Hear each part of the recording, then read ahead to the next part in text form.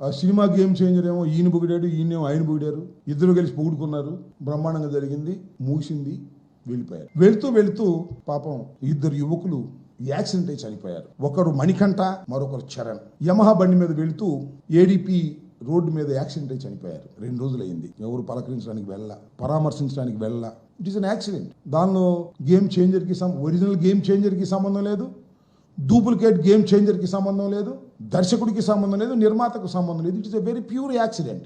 ఇక్కడ మాట చెప్పాలి, అదేంటి సినిమా మన పుష్ప 2కి సంధ్యా థియేటర్ దగ్గర జరిగిన ఎలాంటి యాక్సిడెంటో వీళ్ళకి సంబంధం లేదు. అది కూడా అంతే, సేమ్ నా దృష్టిలో.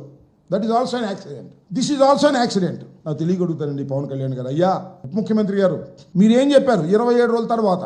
27 రోజుల తర్వాత సాక్షి మన పుష్ప హీరో అరెస్ట్ అయిన 27 రోజుల తర్వాత మీరేం చెప్పారంటే, గోరుతో పోయేది గొడ్డలిగా చేసుకున్నారు, యూనిట్ వెళ్ళి పలకరిస్తే పోయేది కదా, ఎందుకు పలకరించలేదు, ఇది తప్పు కదా అన్నారు. ఇప్పుడు నేను అడుగుతున్నా, చెప్పు. 2 రోజులు అయింది కదా, యూనిట్ ఎందుకు వెళ్ళలేదు? కనీసం మీరెందుకు వెళ్ళలేదు? మీ అన్నయ్య గారు కుమారుడే కదా, మీరెందుకు వెళ్ళలేదు? అక్కడ 2 కోట్లు ఇచ్చారు, చనిపోయిన రేవతి కుటుంబానికి 2 కోట్లు ఇచ్చారు.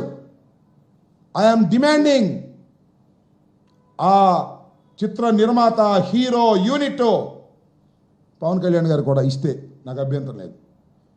ఆ చనిపోయినటువంటి మణికంఠ కుటుంబానికి, రామ్ చరణ్ కుటుంబానికి చెరు 2 కోట్లు సహాయం చేస్తారా లేదా?